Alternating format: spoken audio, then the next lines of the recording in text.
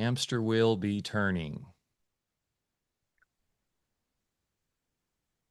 Boom, boom, boom. So we're going live on 4 different platforms. And the main one is typically YouTube. Looks like we're good, guys. Give us a thumbs up in the chat if the audio is good. And I'm going to hit record and start this bad boy. Here we go. Just go to that view. Boom. Okay, we're good. Here we go.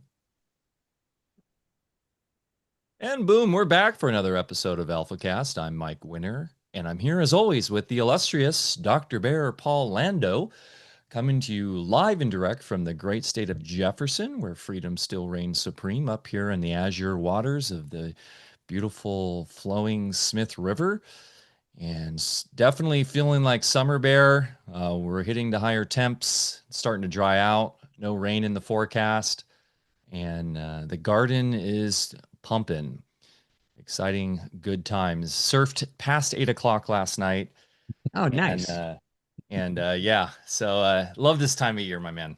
Yeah, I used to enjoy my evening surf sessions, especially, in our years in Hawaii when I was running a clinic and had to work a lot. I'd always get the windsurf. I was up on the north side of the island, so you get a nice little wind swell and almost lost my son one time. You probably heard about that story. He was about 10 years old. We went out and, we're in the outer line up there and all of a sudden it picked up and on North Shore it can get like serious and he kind of freaked out and paddled in quick. I couldn't see him because the waves were so big and I thought I lost my son. Of course, we never told Deb that story. She never would have let me take him out surfing again. So anyway, yeah, evening Hey, surf sessions are the best. funny enough, Bear, I was sent a picture last night of you and Deb from Hawaii, from a Jolie, well, a friend that knows. Does this name ring a bell? Jolie Stevens?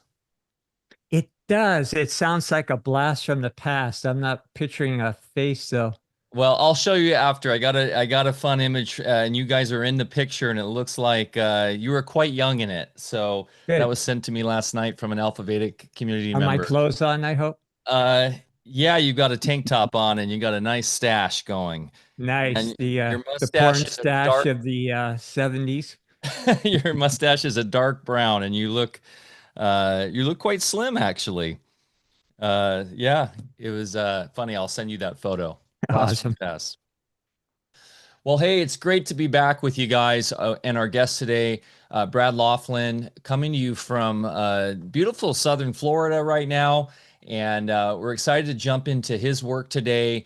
And really, it's good to, a lot of the shows we do, we go into a lot of the more technical elements of law and health. But these are the kind of chats that really bring it all together. And really, it's about living your true natural flow and design from the creator through the outpouring of love. And really, Bear, you often mention this. We can easily get stuck in the mental plane, and especially on shows like this, going into philosophy and the deep technical elements around all these topics. But if we aren't actually putting it to practice and living our true vocation in a way that Brad has done, then what's the point? So I'm very Absolutely. excited excited about this chat today. As our good Alfacast friend Ole Dammegard, one of the pioneers of the early truth-seeking era, recently introduced us to a fellow traveler well in the flow of the consciousness shift presently approaching critical mass. Parallel to our own leanings, he understands the solution as an internal journey backed by a bit of altruism and elbow grease. On this episode, we're delighted to host Brad Laughlin, author of Living with Enlightenment, A Journey of Love, which is about his 30-year life partnership with Leslie Temple-Thurston, a teacher of enlightenment, and the profound spiritual transformation he experienced. Brad's core work is about helping people to awaken spiritually and to find love, joy, and inspiration during these times of great change. Using ancient truth teachings, yogic principles, and spiritual psychology, he offers simple yet powerful practices for transformation. One aspect of Brad's work includes interspecies communication, which opens us to the understanding that we are not separate individuals, but that our thoughts and feelings are shared and we are all connected at another level of consciousness. Brad and Leslie are co founders of the nonprofit corelight.org. Their humanitarian arm, seedsoflight.org, serves marginalized communities in South Africa, including orphans and vulnerable children. Please join us as Brad shares his inspirational journey and how each one of us can make a difference when we cease to look outside. Bear Lando, take it away, my friend. Yeah, I was just enjoying some interspecies communication myself. My dog was jumping up on my lap there. So, isn't it amazing, when you get to know a different species? And I'm often saying, to my wife, we have this animal that sleeps in bed with us and everything. You can't make this stuff up. We're in this whatever this matrix is, and we have it. It's like Star Wars, all these animals, and Yeah, you develop communications with them, and it's like really human, only they're in a different form. It's a trip. Brad, so happy to have you here today. thank you. Looking forward to this. And like Mike said, we entertain some serious. We don't do geopolitical news because we try to stay away from the theater. But we do entertain, just some rabbit holes that have to do with certain forces that have tried to control everybody. And it's really a fine edge there to walk when you do that, because you kind of forget that we're in charge of the whole ball game, just by shifting what our attention is on. And then the mastery comes in, like I said in the write-up. Putting a little elbow grease into it, because we don't want to be too far out on the airy fairy side and not be grounding things in. So, yeah, we aren't going to be changing the world with the big beautiful new bill and things like that.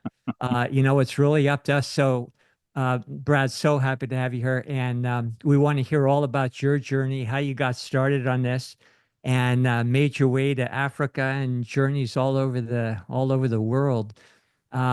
So let's start with maybe just tell us a little bit about maybe your earlier years, and Sure. even though you're a very young man by my standard, and just tell us how maybe you shifted into this whole flow of being.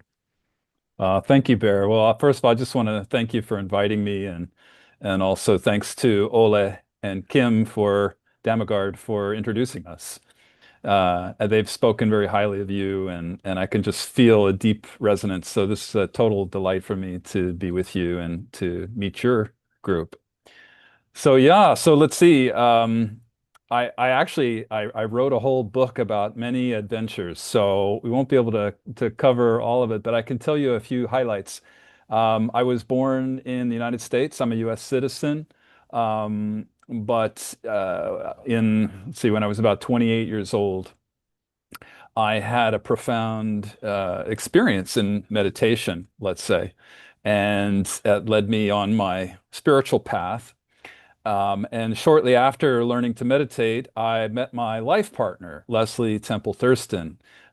She started off as my spiritual teacher, which it's a big no-no to to get involved with your spiritual teacher and vice versa. But this was somehow different, and we knew it.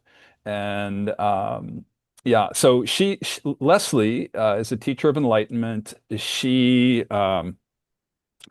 was born and raised in South Africa. She's 16 years older than I am. So she experienced apartheid. She actually, um, she used to say that she and apartheid were born the same year. They were both born in the late 40s. And I'm sure, your audience is very sophisticated and they know about apartheid, but for anybody who might not know, apartheid is one of the um, one of the most extreme legal forms of racism the world has ever known. And so apparently they they studied cultures who had different forms of racism and control and then took all the best parts of those and put them into apartheid.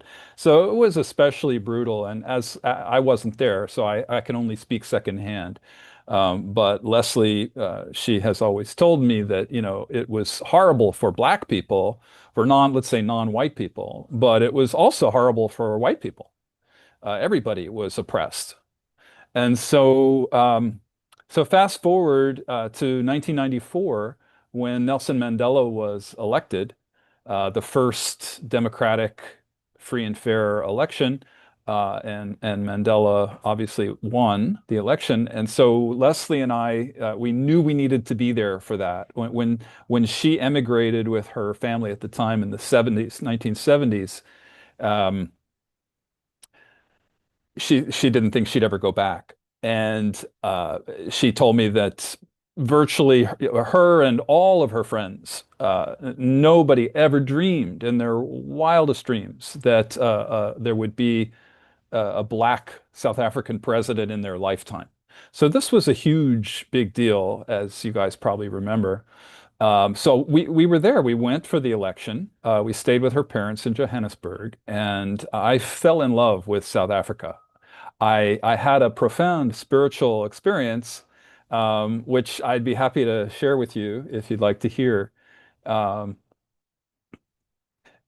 I'll make it succinct, but basically, it was an experience of unity consciousness, because my experience being in Johannesburg for that election was that the vast majority, I don't know how close to 100% it was, maybe 90%, I don't know, or more than 90% probably, but so many people were thinking the same thought. What year again was this? 1994.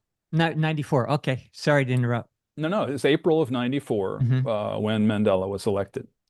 And so that week, that it was not just one day, there was so many people voting.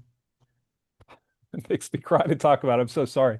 But um, so many people turned out for the election, that the lines the queues were going around the block, miles long. So it took days for the voting.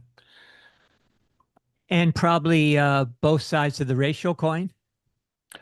Well, everybody voted, as far as I know, but I mean, the country, South Africa, just as a little background, I am guessing now. Don't quote me on this. I'm giving broad brushstroke information, but my understanding is that South Africa is about 90% non-white. Hmm.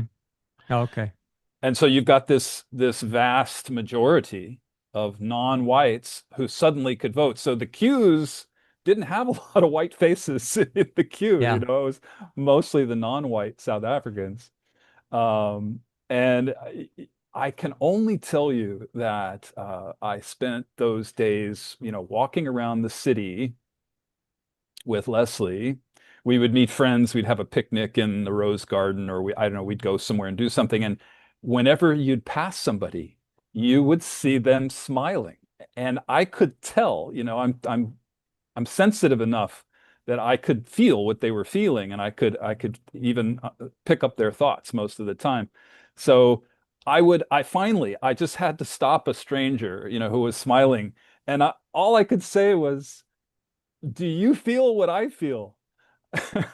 And the person, just big smile, nodding, "Yes, yes, what is this? What is this?" Nobody had words for it. You couldn't describe it. I can now describe it as unity consciousness because of meditation. I know what that feels like. Um, and so the spiritual experience that I had, that I think that your group might appreciate hearing, is that I got this really clear download at the time. And I thought, you know what? This is what awaits the world when that tipping point has been reached, and when enough people are uh, wanting peace, wanting love, wanting joy, wanting these higher qualities. When enough people are vibrating at those rates, there will be a tipping point, and this is the experience that awaits our planet. So I've always held on to that. It's been, you know, it was a profound experience, and it's something that inspires me to, even in the challenging times, to move forward, knowing that this is where we're headed.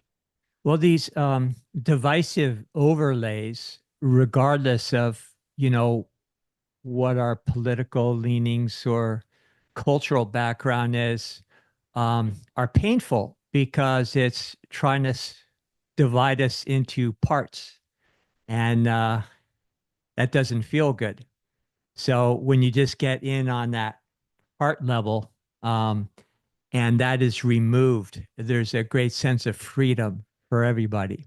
Even folks that maybe didn't think they wanted the political and their ramifications, it is freeing up for everybody. So, and I think we're starting to see that happen all over the place now as the same forces behind the separation in South Africa there are kind of losing their hold a bit.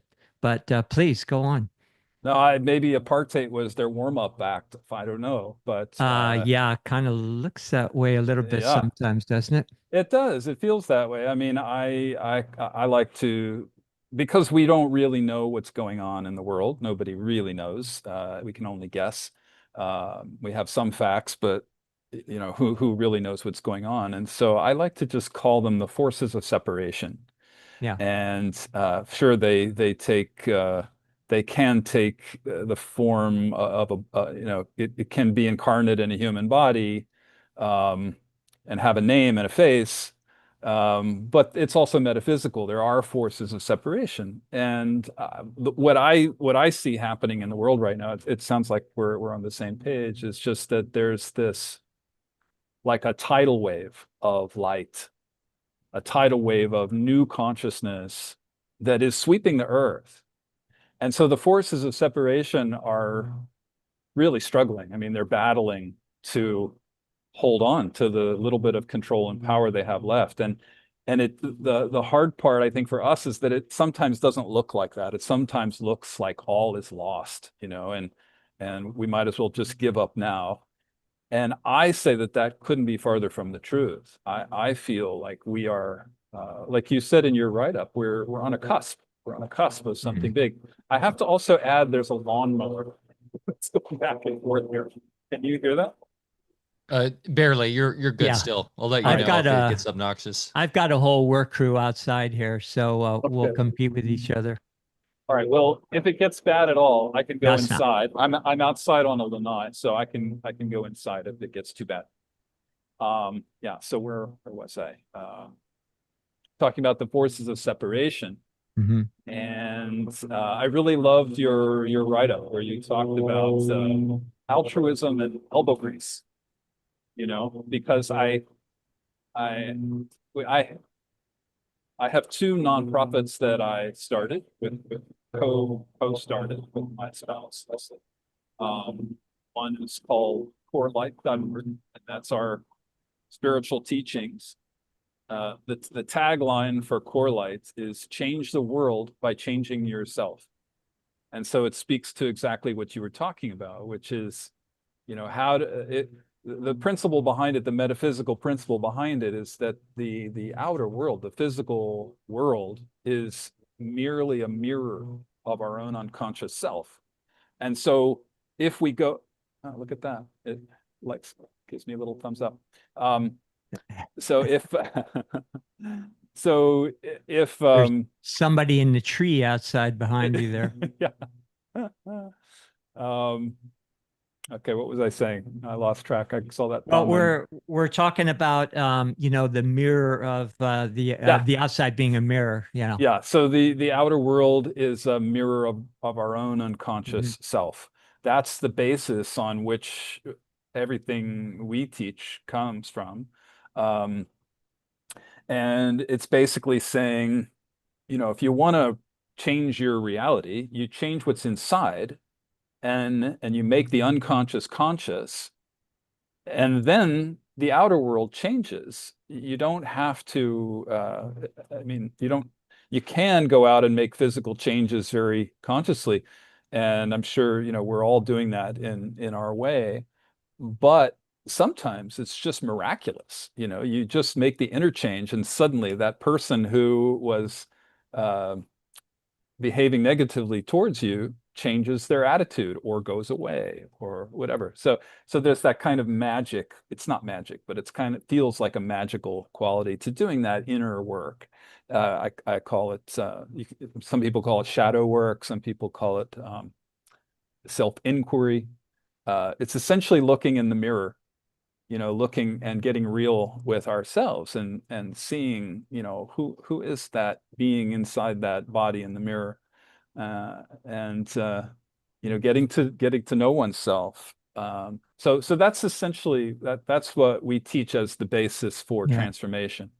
Well, I love, when I was just reading your bios and looking at your website, I really love what you're up to there, you and your partner, because, you do have a balance between outer work and, the inner work. And, I think all too often people talk about the inner work and just feeling like they can think and grow rich. On the other hand, you know, that energy that you're bringing in needs an outlet, something to ground into. So, you're doing both sides. And, you were talking about you don't think things look so bad out here. I often use the analogy that I experienced in my practice of medicine for many years, which was when a sick body came in, very often it looked like they were getting worse before they got better. And it was simply because you're bringing all of the root causes to the surface. And I Right. think that's what's going on the planet right now. So if we don't get distracted by, we need to get everything out in the open, just like the inner work. And you can tell me more about, how you guys go about it. But to me, it's really getting all those shadows out in the open and facing them, That's and it. That it's an adventure. I don't like to call it work anymore, but it definitely requires a commitment. We'll say that. Yes, I agree with you, Bear. I think everything begins with the commitment, right? If Hmm. we want to commit to living our soul's highest purpose, it's Hmm. helpful to state that to the universe and make it a priority in life by speaking about it and writing in a journal about it and that sort of thing. So yeah, I also another metaphor that I like to use for this work is the metaphysical principle is you can only go as high as you're willing to go low. So it's sort of like you have to get in there and you have to dig out the basement a little bit in order to ascend to the heights. And I've had that experience so many times in my life, and I would imagine you all and most of your group have, or many in your group have, that sometimes it just takes facing that thing that we're so afraid of, or that we're so ashamed of, or whatever it is. But you know what? As soon as we look at it, it's like, well, what was the big issue with that, right? And we've harbored this secret for so long. Um, I have a friend who his path is the 12-step program, and apparently one of the steps, I've never done it, but one of the steps is where you have your sponsor and you have to make a list of all your secrets, all the shadow pieces that you don't want to tell somebody, and you've got to tell your sponsor. Uh-oh. Yeah. So he told me this story. He said it's like his whole life he had been so ashamed of so many things he'd done, and he really struggled. And finally, he had this meeting, and he kind of read a few things, and the sponsor wasn't going to let him off the hook. The sponsor just said, "What else is on that list?" And so he had to keep going, and he actually finished reading the list. And one of the worst things, the sponsor looked at him and said, "Is that it?" So it's like we have this thing in our mind that we're so afraid of the shadow, we're so afraid of what's in the unconscious. But the truth is, it's a repository of, vast treasures. And the thing that stops us from going in there generally is fear. And so it takes some courage to realize that fear is just a frequency. Fear is just a vibration. Doesn't need to stop us. That's the definition of courage, is knowing that there's fear there and walking through it anyway. And Here then, is here is an indoctrination. right. Yeah, You know what this exactly. makes me think of is you're speaking of the 12-step program.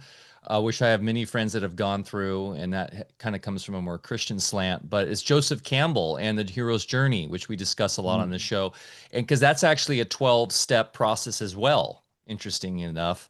And really, what I love about that is it takes into all these elements of the courage and your call to adventure, right? And also the recognition that there's a supernatural aid involved here, right? That goes beyond the pure physicalism, the materialism that we're sort of stuck in the conventional modern times. And then you hit this threshold where essentially that's where the challenges, where the fears come up as you're looking over sort of that chasm of unknowingness.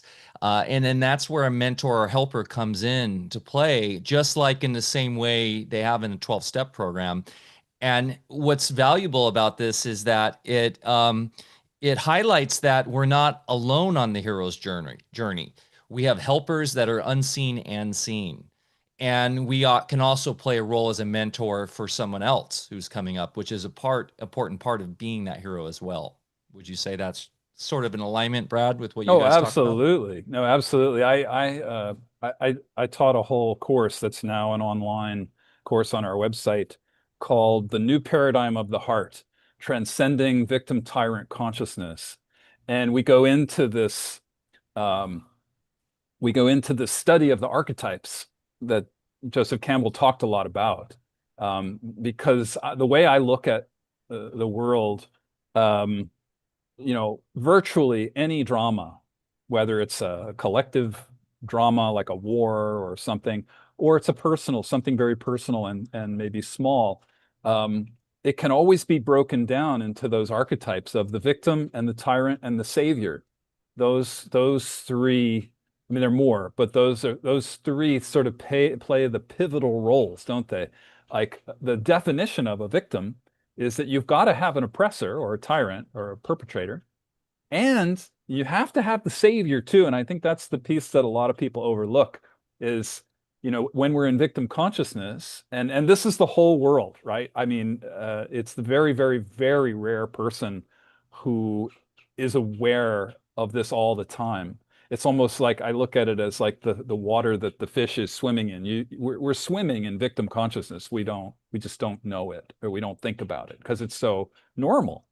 And so I think, by looking at really examining these three archetypes and a couple others that I added in, the rebel and the martyr as well. But, once we really look at those and with a magnifying glass and really look at all the dramas in the world and the dramas in our lives and see that that's all it is. We're just continually playing out these dramas of victim, tyrant, savior, victim, tyrant, savior. And often the victim, projects, well, the definition of the victim is that the victim projects their own power out onto the outside, both in the form of the perpetrator and in the form of the savior. So it's, trying to run away from the bad authority, the perpetrator, and it's trying to find the savior, the good authority. Either way, we've projected our own power outside. And so the next step for the world, in my opinion, is that's what we're all walking into. We're walking into this new reality where we see our own power and we take our power back. And that's another whole, I mean, you can talk a lot about what that means and how that looks, but in essence, I feel like that's what's happening in the world. I would say that's the number one process that the whole world is working on, is transcending victim tyrant consciousness. Yeah. And, a lot of what we've been involved with here, everything from exposing the banking system, the legal systems, and so forth. I think to a point, there's some value in that uh, take off the clothes of the scam and you just see it's theater. But then there's Yeah. that fine line of overstaying your welcome. And then you're right in the realm of what you're talking about, where we're just projecting both sides in the first place. Yes. So I, you know, been through every movement and and so forth. And I'm just in a place now where, great, I'm glad I did that. I'm glad I learned those things, but time to move on.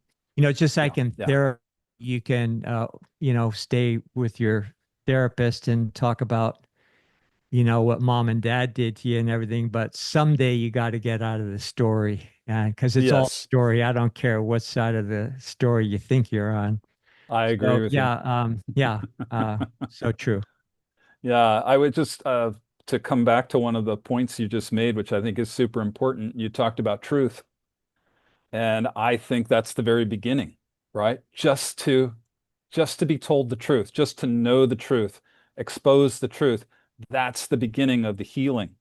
And since we started our conversation by talking about South Africa, I can tell you that that's what South Africa did. Nelson Mandela and Archbishop Desmond Tutu had the foresight to create what they called the Truth and Reconciliation Commission. Are you familiar with that? Somewhat, yeah.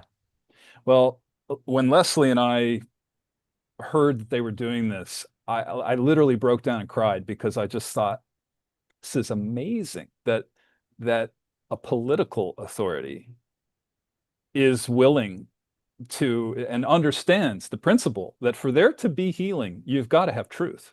You can't gloss over it. There's got to be truth. So the Truth and Reconciliation Commission was formed, and the deal was that anybody who committed a crime, whether they were black skinned, white skinned, non whatever, in between, um, if you confessed your crime to the panel, the Truth and Reconciliation panel, and they deemed that you were truly sorry and you asked forgiveness of a lot of times the victims of the crime, the family, the family that remained from the victims of the crime, they would be there in the room.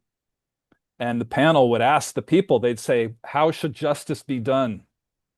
It's been great to talk about this because you have these horrible, horrible stories where the secret police come in, and there was one particular story I've told before on my monthly podcast, but it's a woman had her son taken away by the secret police, never to return. A couple of years later, she had her husband taken away by the secret police, never to return. And when the Truth and Reconciliation Commission uh, heard the testimony of the secret policeman who took her husband and son, she was sitting there while he testified, that it was a gruesome, gruesome death. They burned people alive. They tortured them for months and months and months to try to get information. There was just horrible, horrible stories that we don't have to go into, but um, when the guy confessed, he was truly repentant. And the commission asked this woman, how should justice be served? And she said, I might be getting this slightly wrong, but she had a few things that she wanted done. She said, number one, I want to be taken to the place where the bodies were burned so I can collect the ashes and give them a proper burial. Number two, I she said, I want this guy, I forget his name, Funderbrook. His name was Funderbrook. She said, I want Mr. Funderbrook to visit me in the ghetto, I think once a week, or it was something like that. I want him to come, and I want him to become my son that I lost because I have no family left, and I want to be able to pour out my love, any love I have left. I want to be able to pour it out to him, to let him know that he's truly forgiven. And Wow. yeah, can you imagine? I mean, So these saintly how, characters. sorry, go ahead. The last thing she said was, the third and last, I want Mr. Funderbrook to come over here, and I want to give him a hug so that he truly knows, I can look him in the eye, and that he truly knows he's forgiven. And the the guy fainted. Did she have a Christian background? Yeah, there are a lot Yeah. of very Christian South Africans. Very powerful, right? That's very much Yeah, in alignment with what Christ, yeah, talks about in the Bible. that's it. So, how widespread was it of these kind of individuals coming forth? Was this guy more of an exception, or and then, of course, in the U.S., it would be nice to have such a commission, but I think you'd have to have some kind of guarantee that people got to keep their pensions first before they ever fessed up to anything. So, I know. and then, well, let's fast forward 30 years. Okay. What's playing out now there? We hear different things. We had the big confrontation in the Oval Office. Are Yeah. the same forces just kind of doing their work through the same work on other people now, or is what we're hearing blown out of proportion? I actually know some people firsthand. It sounds like it's a little bit gnarly over there right now. Yeah, since you have more connections and your wife's from there, what's your take on everything? Well, first of all, it's a huge conversation. It's like Yeah, of course. what's happening in America. It's like the Right.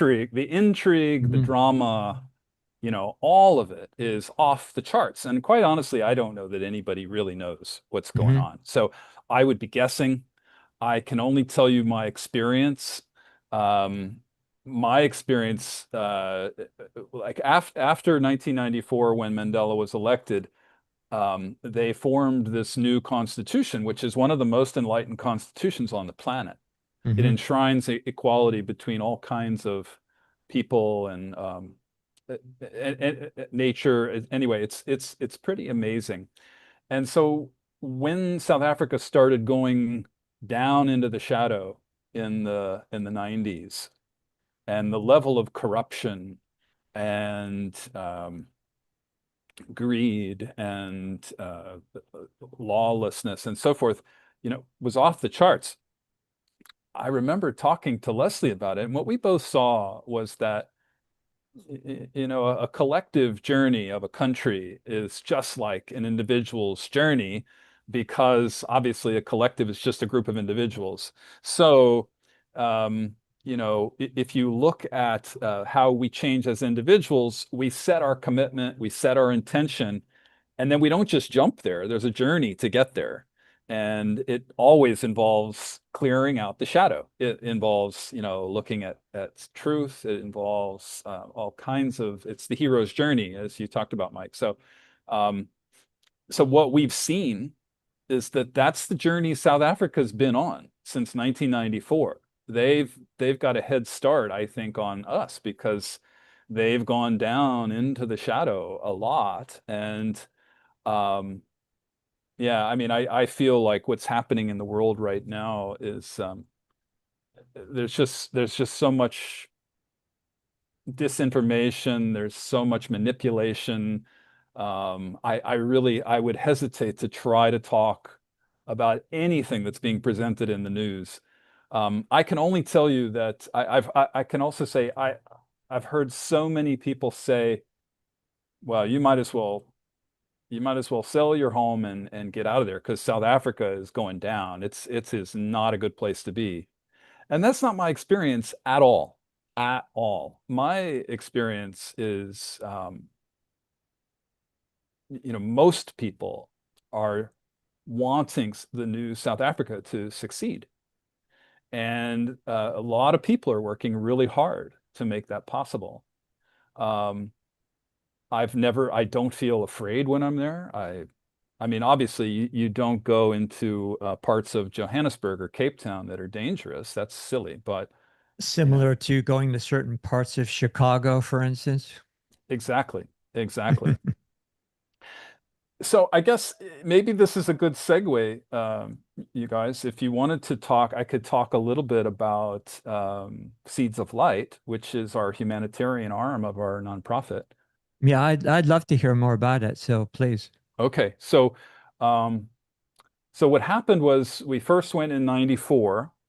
It's a little bit of a story. I have to kind of lead you into this. So, like I said before, I had this amazing spiritual experience. I fell in love with South Africa. Leslie re-fell in love with South Africa. And we knew that we needed to do something to help the new South Africa. They were calling it the Rainbow Nation. And we thought, we've got to do something.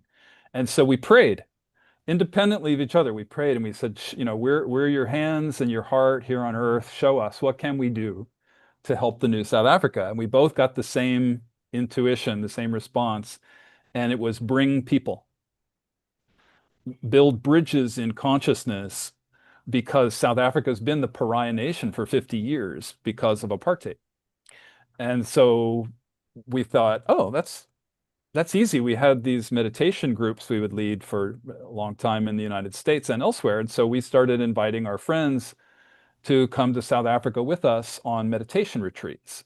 And we'd go to, places of great natural beauty and spiritual power.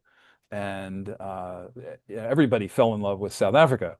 And eventually what happened was, after a few years,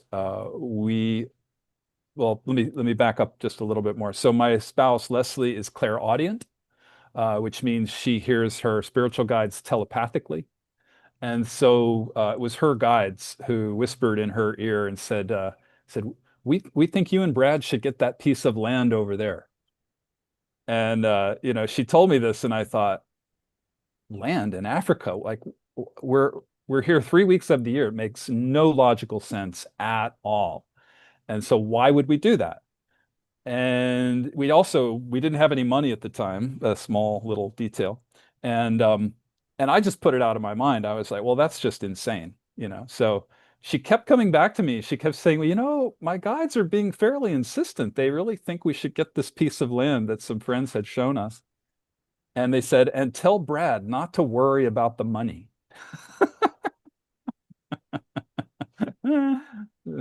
So I kind of got over myself, and we chipped in with some friends, and we got a piece of land in this lovely place in Limpopo province, which is the northeast of the country. We're in the mouth of the Blyde River Canyon, and that's the third largest canyon in the world. The beautiful big red rock canyon. Blyde means joy, so it's literally the Joy River Canyon.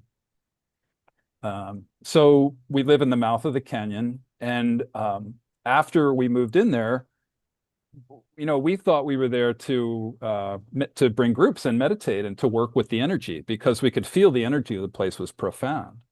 And in fact, that we live at the foot of a sacred mountain, sacred to the local people. The local legend, the name of the mountain is Modimole, which means in the local language, God is here. And the language, the legend is that the entire world was birthed from that mountain. And so we have found the power of that mountain. When you're sensitive, you can feel that it's got a lot of power. So anyway, we thought we were there for that reason, but then within a year of just being there and sort of, preparing our home and so forth, we realized that 30 minutes away was what in South Africa is called a former homeland area. A homeland in South Africa is what Americans would call a reservation for Native Americans. So back in the days of apartheid, all the non-white people were put on this arid land, taken off their ancestral land, the fertile land, and put on the what's now the homeland area, where it's hard to grow things and so forth, hard to get water. And the colonizers and the apartheid government took the best land for farming. So we saw the degree of poverty in this area. The area I'm talking about is called Acorn Hook, and it's a far-flung collection of villages, lots and lots of people. I want to say, maybe, I'm totally guessing, but maybe 1 million or more people. And when we first started spending time there in the early 2000s, we learned our hearts were broken when we learned about the plight of what were then called AIDS orphans. There were so many people with HIV/AIDS that a huge number of children. At the time, there were 1.5 million orphans in South Africa, mostly due to HIV/AIDS. And in that area, in Acorn Hook, it's a very, very impoverished area. 1 in 3 people, the official statistic is 1 in 3 people is HIV positive. Some doctors who we know say it's probably closer to 1 in 2. Um, so a lot of illness, huge amount of poverty. It's 80% unemployment, very little water, very little electricity. So Would you as soon also as, say, Brad, that there's a high level of, let's say, pharmaceutical companies coming in and injecting these people? well, you know what, Mike, I would not be surprised to learn. And I have my friend Ole, who you know, was visiting me, and he said the exact same thing. He said he was going to do some research, and I can't remember what he found out, but he said the same thing. He said I wouldn't be surprised because some of our doctor friends said that that area where we live was like ground zero for the AIDS pandemic in South Africa. Yeah. And so who knows Yeah, Yeah. how wonder that, the Gates Foundation was active there at all.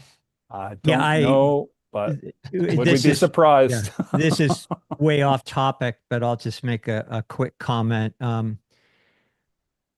Just being in the business and at ground zero of the first breakout of AIDS in the US, we were very well connected in that whole circle of medicine. And being a clinician, I was able to observe firsthand what was really causing, those conditions, which had nothing to do with HIV. But what we did find out is the first outbreak of those symptoms was linked to roll up your sleevers that were given to certain villages in Africa. And once they perfected the symptoms that they wanted, then they came to the gay bathhouses and first the East Coast and then San Francisco. And then what I found in my own experience is that after seeing hundreds of cases, people got better when they got off of the meds and so forth. So my heart, just like yourself, goes out to these people that are, I don't want to say victimized, but they are Yeah. by this, whatever it is. And I guess I'm getting around to a question which probably doesn't have an answer, but is there anybody over there that's helping these people avoid what might be the real cause rather than keeping up the HIV ruse? And not to say that people aren't sick and suffering and that it's ground zero, but I'm have more than just a belief that Yeah. it's not a virus.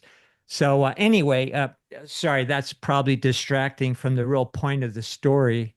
Well, that's Um, okay. I mean, I think yeah, it's all these things are important, and yeah, the answer is I don't know. yeah, I honestly don't know. The work that we do is not at that level. The work that we do with our nonprofit there is more. Um, we do a number of different things.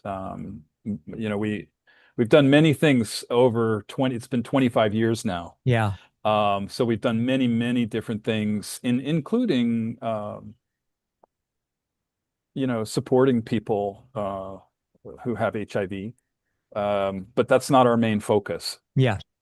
So I can't really comment on that with any kind of uh, you Yeah, know, I and the most important thing is that you're giving real support on a foundational level, and yeah, all the other stuff, that's going to sort itself out. And I think certain yeah, people behind it are getting exposed and isolated right yeah, now. So, of course, they're yeah. gonna, their own destruction was sowed the moment they started trying to harm other people. So thank God people like you are there to mitigate some of the hardships. Oh, thank you. Well, we're doing what we can in our own small way. Um, That's not small at all. well, thank you. No, I Yeah. I really it's funny. I sometimes, I spend about 6 months of the year there in South Africa, and I often think, if I don't do anything else in my life, that was a good thing. To start Seeds of Light, that was a good thing. That's helping a lot of people. And so I feel very gratified. It's one of the most gratifying things I think for anybody in the world is to offer service, Hmm. to give generously and to offer support to others less fortunate. It's a great, great blessing. I feel like I've received much more than I've given, honestly, in terms of energy, in terms of happiness, joy. You know how that is. I know you know. Um, It that comes back manyfold. I had yeah, many days work, with a busy clinic day, and sometimes at the beginning wondering if I was up for it. And by the end of the day, I always had more energy than when I started. yes, exactly. Yeah, when Leslie and I and a couple of friends first started Seeds of Light 25 years ago, we were, we were the only ones. We were just there volunteering, just doing whatever we could. Uh, it started under a big oak tree. There were kids there who wanted to learn art, and so we started art classes under the oak tree, and we would provide food. And within a matter of weeks, there were hundreds of kids coming to this art class under the oak tree. And so the art and creativity program that we lead there is kind of our longest running program with a huge amount of success. The principle of the program is when you teach a child art, the child learns that they aren't empty inside, that they can always pull a creative solution out to life's problems, to the challenges. And there are lots and lots of challenges there. So when we first arrived, there was a lot of hopelessness. A lot of just mostly death and dying and hopelessness. And that's changed over 25 years. We were one of the only people, like I think I was one of the only white faces that a lot of those people saw in the beginning. And now there's just a ton of NGOs and nonprofits and people going out there to do work to help uplift. And so what we learned over the years was well, first of all, to finish on the art program, we've now got our own building where we teach art to kids. And a lot of the kids who started our art classes 25 years ago, they're now teaching art, some of them in the schools, some of them in the high schools, in other places. We employ some of them as teachers. So that's a really successful program that's done well. But basically, what we learned over the years was the old adage of, give somebody a fish. At least don't give somebody a fish, teach them to fish, right? Right. And so we kind of had to learn that the hard way. In the beginning, we just wanted to help. And we learned quickly that the way to make projects out there sustainable is that you find the person who we call the champion, and it's usually a woman, some men, but mostly women. And it's a person who has leadership skills and a good heart and courage and a vision and a desire to help the community. So you find that person, and then you empower them. You ask them what their vision is, and then we taught them, like over the years we've taught many champions, but you give them skills trainings. Sometimes it involves money, sometimes it involves a team of people to support. You never know what they're going to need, but maybe they're starting an orphan center or an elder care home or community garden or whatever it is. So we've been there to we say to them, we're here to support you, you've got to do the work. And that seems to work well. And I would argue that what you're doing would be a valuable prototype for every community in every country of the world in order to start empowering people again and take their attention off of others that they believe are supposed to take care of them. Well, this is it, is it's a lot of spiritual teachers will say the same thing. I'm sure your audience can relate to this, that, at a certain point, it's time to get off the meditation cushion and take some Yeah, action. yeah. And we call Seeds of Light's tagline is love in action. That's essentially what we're talking about. So I think that's what you're referring to. I think that's the way the world's going to change when enough people put their love into action. It's an unstoppable tidal wave.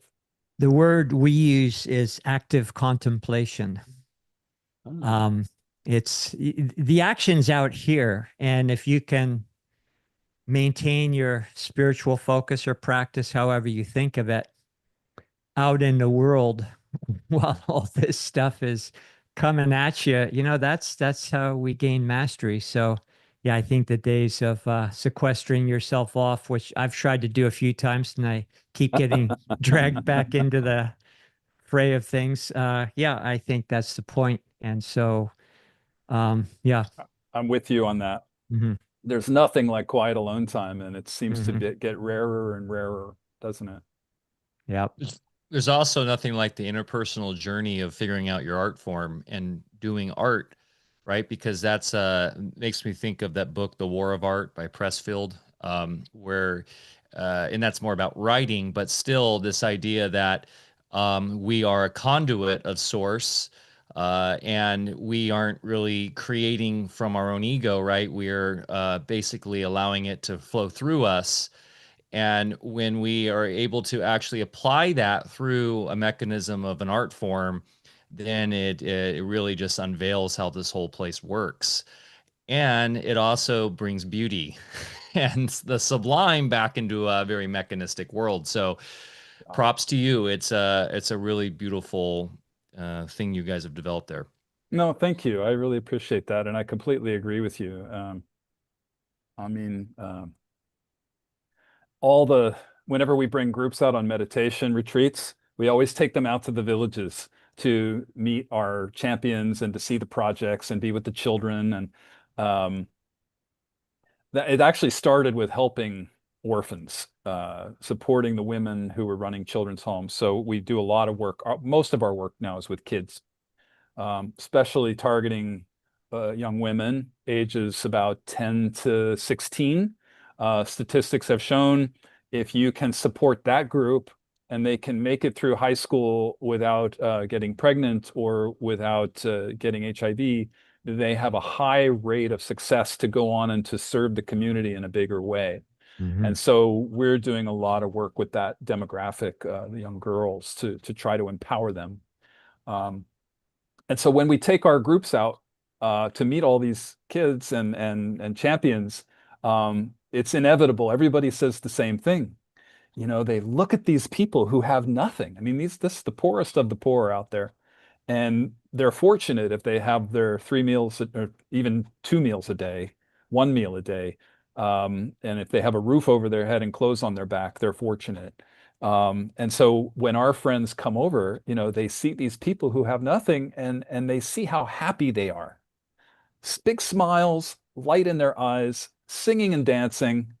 And, you know, I watch the wheels turning in everybody's heads going like, wait a minute. I'm rarely this happy. I have every material thing I could ever want. What is wrong with this equation? And so it really requires somebody to, you know, reevaluate their world, their reality. So I especially like that part of it is to be. I feel very blessed that I get to be there and be reminded of this one lesson, you know, that's so important for all of us. Yeah. So, is it possible to develop any sustainable agriculture where they're at, or is it just Yeah. too arid? No, I can tell you that's been one of our it's been one of our priorities over the decades. Hmm. We we started by we'd find schools who had a champion as a principal of the school or a teacher or somebody there, somebody who worked there who was a champion, and very often they would want to do a community garden for the school to supplement the kids' lunch, which Hmm. sometimes never even arrived, you know. So we started partnering with other organizations there. In the beginning, we did it all ourselves, then it was too much because you know you need somebody who specializes in drilling wells out there. They're called boreholes. Um, so you need somebody to drill the borehole. You need somebody to come in and prepare the land. You need somebody to teach the gardening and buy the tools and all of this. And you need the volunteers or the or whoever's going to be running the thing. So we've started a number of gardens at different schools and in different places. The one that's most successful right now is one of our champions is a man, and his dream was to create a community garden. So we taught him permaculture. And I'll tell you this little story because it applies to your question and you'll Mhm. appreciate it. So as I said, the land out there is for the most part arid. The way the weather works is summers are the rainy season, but winters are completely dry. There's literally no rain for months. And so in the summer, it's so hot that even though you have rain, it's just difficult to grow out there. So we we had a program where we taught a whole bunch of champions, and it was called the Acorn Hook Leadership Forum. And one of the lessons was, if you have a vision to help the community, start with what you have. Don't sit back and wait simply because you don't have everything you think you need. So with this man, his name is Try Give. And we said to him, so what do you have? What could you start with? And he said, well, I have the land. And I have the people. There are lots of people who want to help, but we don't have seeds. We don't have the skills. We don't have the water. We don't have the money. So there's a lot of things he didn't have. And we just said, well, get started with what you have. You've got the land, you've got the people. We'll help you. We'll get you some tools and a little training. And why don't you try to see what you can do? And this guy is so imaginative. He came up with this idea. There's a lot of trash around there, especially empty plastic water bottles. So he collected a huge pile of these empty water bottles. And about a mile down the road is a school. And so it's very rural, just a dirt road out there. Most people don't have cars, most walk. And so hundreds of people, kids and teachers, they were all walking past the quote unquote garden, the yet to be garden. People were walking past there all day long, back and forth from the school. So he had this brilliant idea because there was a borehole at the school. He handed people water bottles as they passed in the morning, and they'd fill it up at school, and they'd bring the water back to the school, and they would dump it on the garden. And so Amazing. it's incredible. I mean, that's ingenious, right? And so we thought, this guy's a champion. We're going to support him. And I made a little video about this, and it went a little viral. And some people who saw it said, we've got to drill a borehole for that guy. So he got a borehole. That's Then awesome. he got solar panels. He's being supported by a lot of people now, but it's a hugely successful program. It's gone beyond being a community garden. It's a community center, basically, where a lot of kids come after school for meals. That's what we support them with meals. A lot of other things happen there that support the community. And this is the other thing that we discovered, which is so amazing, is that it used to be a very dangerous area.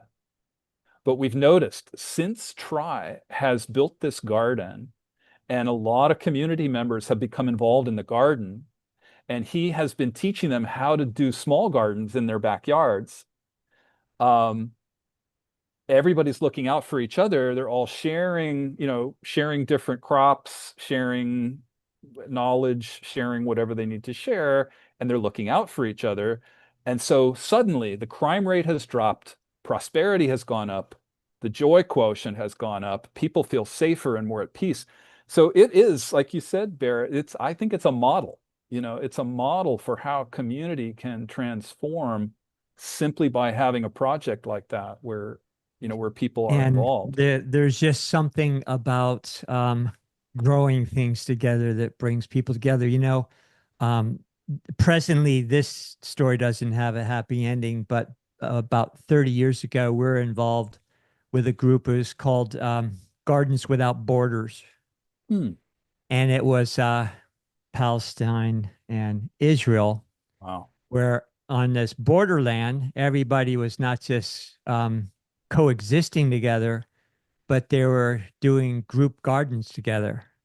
and there Wow. was complete cooperation, peace, no divisiveness, and Wow. certain things, of course, have happened since, which we won't get into, but it Right. really worked. It really worked. And there was no such thing as any animosities or division, in Yeah. any level. That doesn't Yeah, surprise me. Doesn't the land surprise me brings at you all. together. Yeah. Yeah, no, I agree. Leslie and I used to spend time in Israel and in Palestine. We'd go out to in the 90s. We went out to visit all the different parts and meet all the different people out there. Lots of different walks of life and different locations. And we got to know that area really well. And we met many people who were working for peace. I wish I had known about your garden project because Yeah. it just sounds amazing. Yeah. But yeah, it's so sad what's happening there. Which, like you say, let's not get into that. That's another whole Yeah. thing. Well, But back on there's a lot of shining examples of folks who have jumped into gardening to revolutionize at least the social strata of their area. Like Ron Finley, are you familiar with him? And he no. was in South LA, in a very poor neighborhood, what some would call the ghetto. And he's kind of affectionately known as the gangster gardener, and he started just planting in his little plot out front, and now has created this entire urban gardening, urban farming revolution in LA Wow. and other urban centers for the Black community. Wow. And he kind of affectionately calls it "plant some money." And bringing nutrition back into that community as well. And so and that's what he noticed too, is the crime levels started to go down and the community was coming back together. And Yeah. it's and then I'm thinking of like Jeff Lawton, regreening the desert, which he was doing in Jordan, who is a very well-known permaculturist coming out of that original tradition in Australia, and he using swales and Yeah. traditional agricultural techniques that they had forgotten and lost from the past due to modernization and reliance upon big ag type techniques, pesticides and things, going back to the old school ways in conjunction with new ideas. Hmm. Has been allowed them to literally regreen parts of Jordan in ways that is quite beautiful. So there are lots of shining examples out there of successful, ways that people are using sort of traditional agriculture and gardening to bring communities together and bring And vitalism back.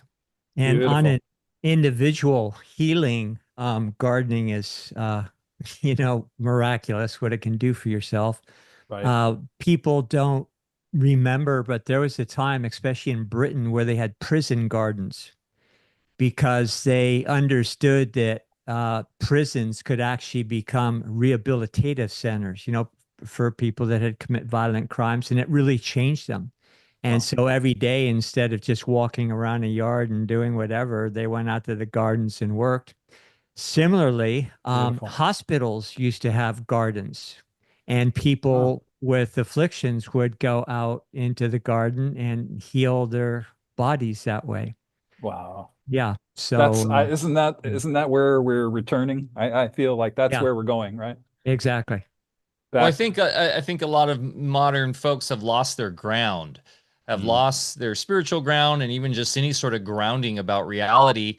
And so it's very easy to get regrounded when you know your food's coming from that very place you're walking on and the effort yeah. to put in. So, yeah, we're huge proponents here of get in the garden. It's how we end every show, actually. Nice. I remember a book that I read many, many years ago called Gaviotas. Have you heard of Gaviotas? I've heard of that.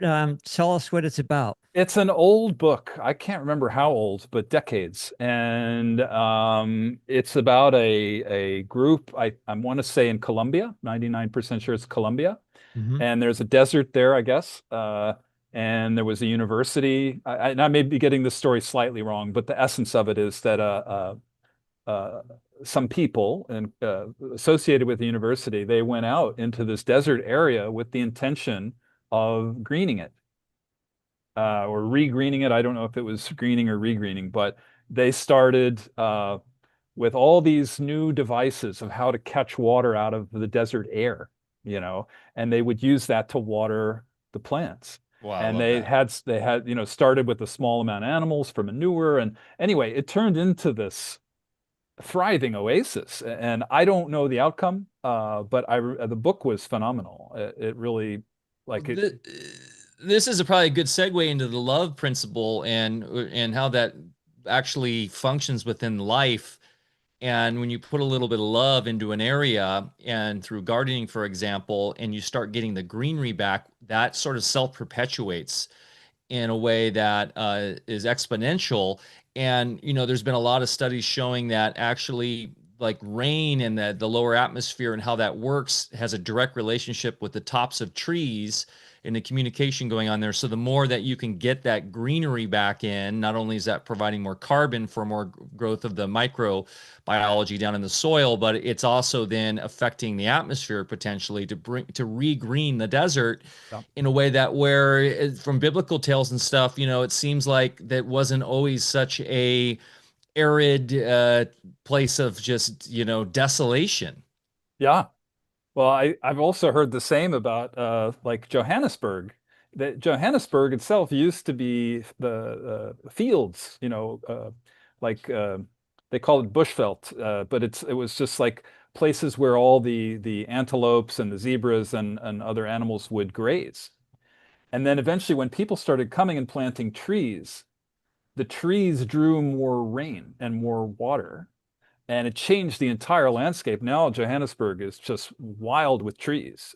So I know how that works. The And, humans come and start modifying the plants, and it changes literally the amount of precipitation, the weather, and all of that.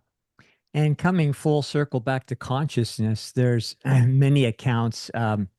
The original Ascended Master teachings from Saint Germain, they give a lot of historical accounts and how for instance, areas that we consider the present Sahara Desert, for instance, in Africa, and how it was, as you're mentioning, a very wonderful, lush area. But as mankind shifted their consciousness in maybe not the most favorable direction, then the land reflected that in becoming literally a desert wasteland. So what Yeah. we're talking about now, I think on this show is making the consciousness shift back in the other direction. Yep. And it's no coincidence. We can say, oh, we're regreening by learning permaculture. And I mean, all that's true, but it starts with the consciousness. And, Yeah. so back, it's an inner journey. Exactly. Yeah, Yeah, it's that's good. You it. got to get out there and get your hands in the dirt, Yeah. but you got to shift inside first. I totally agree, Bear. That's the principle of my life. It's what I've observed from me and in so Mhm. many other people. And I guess, one of the things I can say, just to close out on that piece with Seeds of Light is that, at a certain point on the journey of consciousness, people want to put their love into action. It's like I don't want to call it not a graduation, but it's a milestone marker on the path. When somebody's really ready to put their love into action in a big way, it's like they've they've prepared their consciousness. And then if the consciousness is at peace and in love and even-minded, and if you've done your clearing work, then the love that you put in action, just the miracles unfold. Um, in fact, Yeah. there's one more story I'd like to. Can I share one more story about Please. Seeds of Light? You'll appreciate this. So it's about this topic. So we realized quickly, like I said, we started 25 years ago under a tree, and we really didn't have any money to speak of. And we would meet people, champions, let's call them, who needed our help. And we would always say yes. Well, not always, but most of the time we'd say yes. And we would gradually, need more and more money. And then it got to the point where we realized we couldn't do it as volunteers. It just wasn't enough human beings to do the work. So we hired a manager. We hired a woman to come over from America and live in our house there and run the organization. And we said to her, okay, go out into Acorn Hook and we want you to start a list. List all the projects that you feel are worthwhile. Make a list, make a column of those projects, and then on the right side of the page, put the dollar amount. And so we said, we'll be back in a few months. We'll talk about it then. We came back, she showed us her list, and it included a community garden, it included drilling a well, a computer laboratory at a school, all these big ideas. And the total was approximately, give or take a few $100s. It was about $36,000. And we thought, oh my, that's so much more than we had ever dreamed of fundraising. And we thought, all right, you know what? We're going to say yes. We're just going to say yes to this.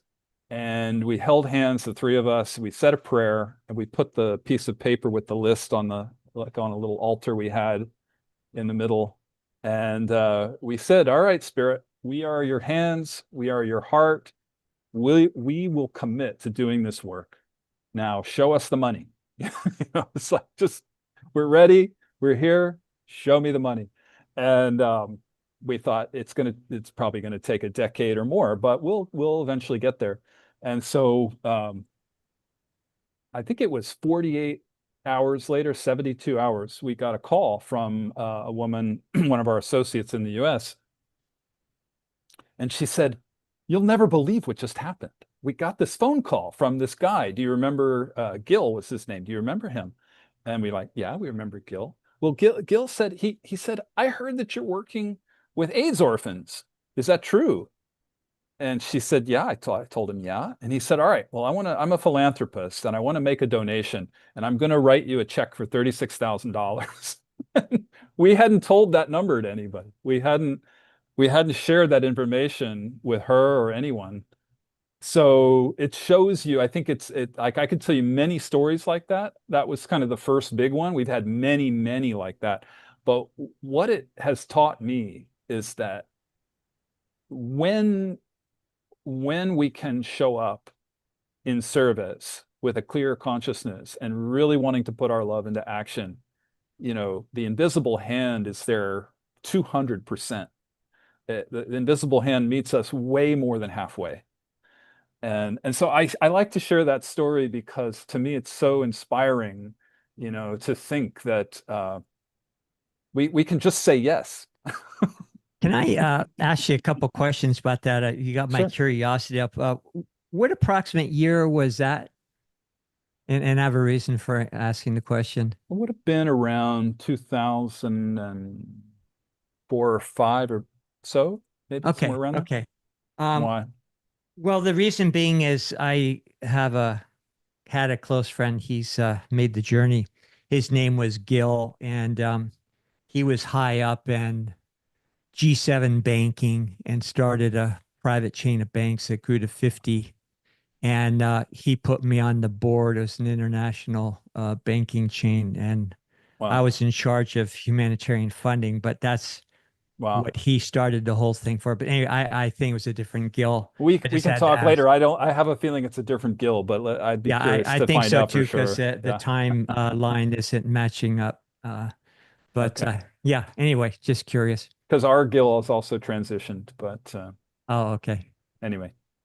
So, did your other project, Core Light, was that like an offshoot of what we've been talking about, or did one come before the other? Yeah, Core Light came first. Oh, it did. Okay. Yeah, Core Light is the mother organization, if you will. Uh-huh.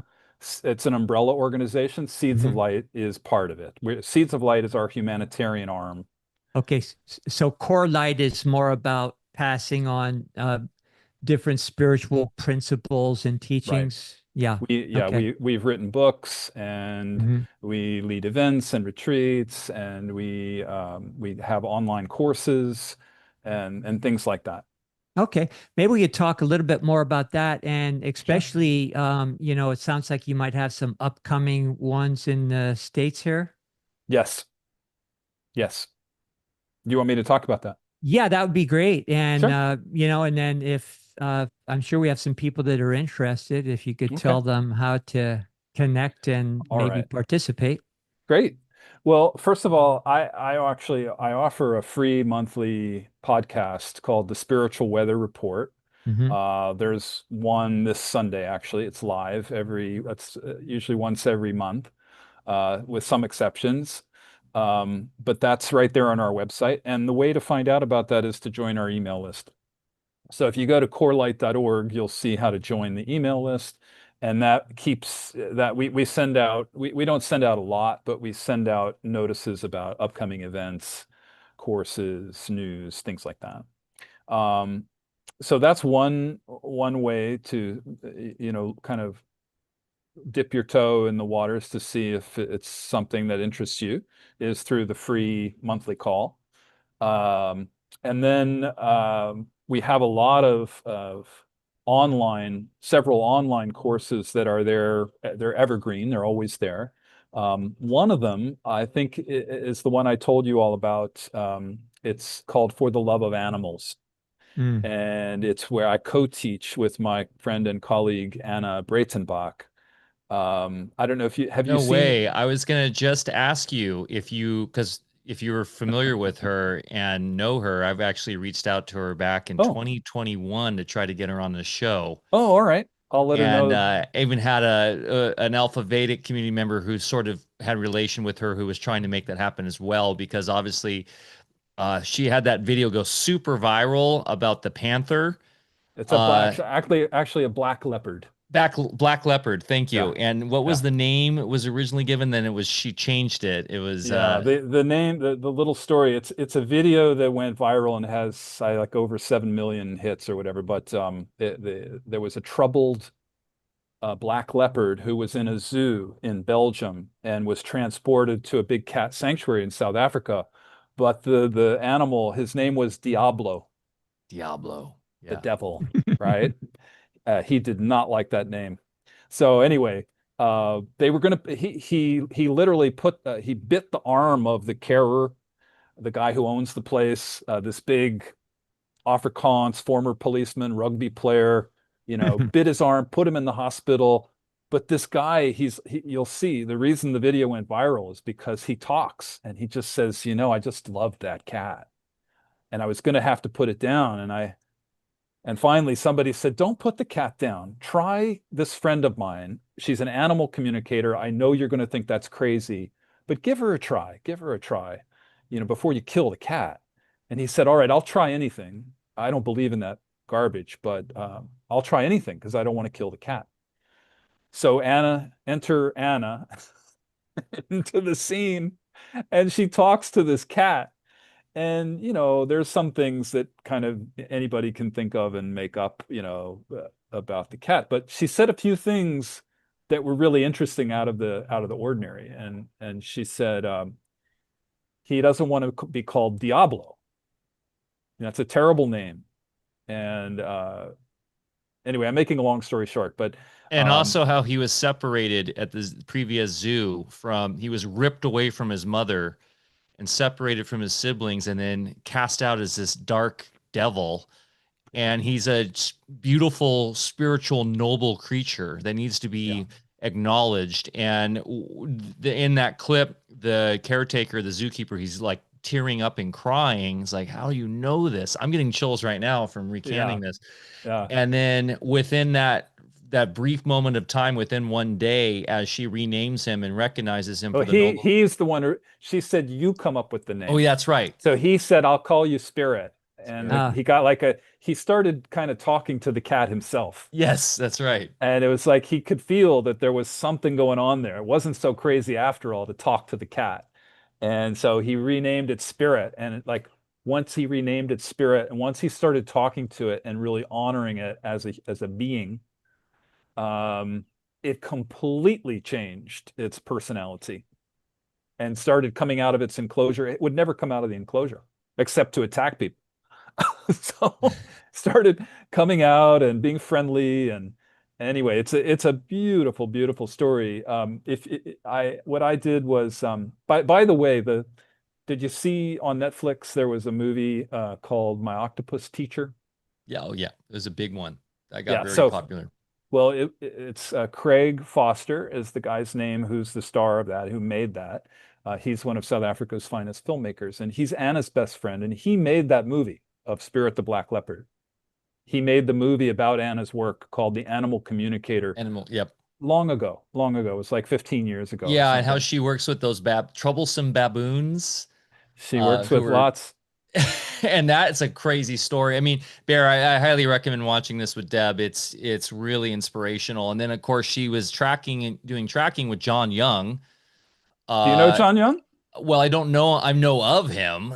He's Okay. pretty world famous tracker. Yeah. But that idea that they're actually tracking the energy resonance of the animal, not the tracks themselves. Yeah. And there's like this etheric communication going on when you really tap in that the Native Americans and Aboriginals and these people understood. And it's great for this sort of Western scientific mind to see these documentaries because it unveils out of the materialism into the grander true science of the realm. And that's why I was trying to get Anna on, because she is phenomenal. And I hope she's doing well. I heard that she was having some health issues, but I don't know. But anyways, much love to her and all her work, and John as well. I'll let her know when I talk to her next. Yeah, she's taking a year sabbatical because she's writing a book, and we have some very, very generous funders in London who are funding a project of mine, and they're funding her book project. And so meanwhile, if anybody is interested in that work of Anna, basically I think this your audience might appreciate hearing this part. So let me tell this little story. So Anna invited me to teach with her the course that I told you about called For the Love of Animals. If you go to corelight.org and you just scroll a little bit down the homepage, it's right there. And we've got a whole page on our website on interspecies communication, and it lists all those videos that we've been talking about, several videos of Anna's, some videos that I've made of Leslie and Anna talking about Spirit the Black Leopard. And anyway, there's a lot there on it's a free interspecies communication page. But the reason that Anna invited me to co-teach with her is because the work that I teach, the work that Corelight offers, is about clearing the patterns, clearing the mind and becoming a clear vessel. And so what happens when we do that clearing work is that we become much clearer communicators at any level, whether the communication is verbal, written, telepathic, you name it. When you clear the inside, if I look at it as, the definition of the ego is the lens through which we view, interpret, and connect with the world, communicate with the world. And so if that egoic lens is all clouded with all kinds of shadows and patterns and unconscious stuff, you're not going to be able to have clear communications with another, whether it's a human or a non-human. You just won't be able to. It'd be rare. So Anna's work, what she told me was that her work went viral after she started doing our work, because the work that we teach is really about taking those next steps in becoming a clear vessel and a clear communicator. So without telling you about the work, that's it in a nutshell. And to me, like I've had a lot of people ask me, people who are on a spiritual path or people who are interested in consciousness, and they say, "What's all this stuff about animal communication? Why should I care at all about interspecies communication?" And I said, well, it's a doorway. That is a doorway into the realization that we are not separate and alone individuals, that our thoughts and feelings are shared. And, if you look at the word individual, it's in, divide, dual, divided in duality. And so that's where the language speaks volumes, because it teaches us that we are separate and autonomous, and divided in two, split in half. And so the work is literally about bringing those polarities. It's a lot about polarity, and it's about unifying polarities. And it's a wonderful thing when you can spend some time in nature, where there is a lot of wildlife, as you have. We live in a very remote wilderness area here, and a lot of animals, a lot of big animals. And we have for a long time, but it really teaches you that when an animal crosses your path, just like indigenous folks knew there was a real message in that. And then you also get familiar with the different archetypes that each animal, symbolizes or embodies, that is a part of our own nature. So animal medicine is a very real thing. And, Yes. Deb and I will, there's certain animals that appear more often than others. And then sometimes when some that are a little bit more in stealth most of the time, like not too long ago, we had a mountain lion just like crossed our path. And it's like, oh, okay, what's the Wow. message there? Or, a big eagle flies overhead. Yeah. Lately, we've had a lot of bear medicine, which I'm really not too happy about. He's been terrorizing our chickens. But that's Um, your name, though, Bear. yeah, I know. Ironic, isn't it? Uh, but yeah, we're not alone here, that's for sure. Well, this is it, right? Where there's always a conversation going on with the earth. And the Yeah. question is, how much are we listening, right? Not to mention also the reminder of unconditional love that our lovely furry friends teach us every day. That's it. That's it. Yeah, I mean, that's such an important thing, isn't it? And I'm not a professional animal communicator. Anna is. My spouse Leslie used to be very, very good at it. And uh, what I know to be true is that the more we can be in unconditional love and just be in the present moment, that's where you get the clear communications. That's Yeah. where you know, because if the heart is blocked, you're going to get distorted communications. And And I from what I understand too, these communications are not in terms of language, they're visual, right? yeah, It's imagery, it's emotion, it's yeah. feeling. It's outside of the normal parameters of our symbolic language that we've developed over the millennia.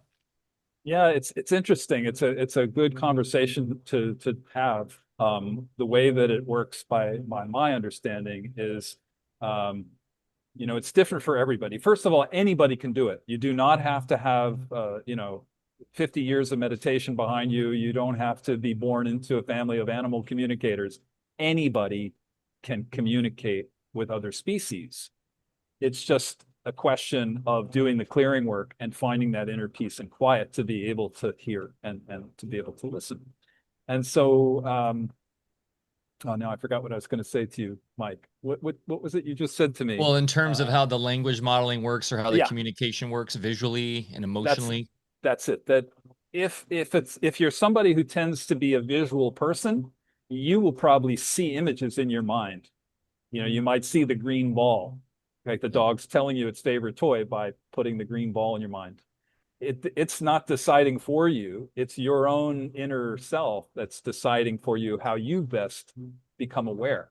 For some people, it's auditory. You might hear the word green ball. For other people, it might just be kind of an inner knowing. So it depends if you're auditory, visual, kinesthetic, whatever you are, the messages will come through differently at different times. There's no rule. Kind of based on your human design. Yeah, a little bit. Yeah, And it's like that. Yeah, yeah. and anyone who's ever had a dog knows that the dog is reading our minds all the time. Oh, yeah. Well, they're an unconditional love. They Yeah. could do it. Yeah. Um, yeah, it's one of those things, to bring it back to the spiritual journey. What I always become aware of is like I think one of the things that every human longs for is unconditional love. We long to receive unconditional love, and our pets give us that. And it's why we become so bonded with them. And it's why at times, when a pet leaves us for some reason, we grieve sometimes more than if a human leaves Yeah. us. Yeah. And it's because of that unconditional love. And the irony to me is that unconditional love is something that's very, very difficult for most people to give. And Yeah. I think that's the journey. I think that's the journey we're on as we're moving more and more into this capacity for unconditional love, forgiveness. Um, that's the healing for me. That's, what the way the human collective is moving is towards that goal. That's the only way as far as I can see. Yeah, I know you're right. Yeah. Well, Beautiful. this has been an amazing conversation, Brad, and just thank you so much again.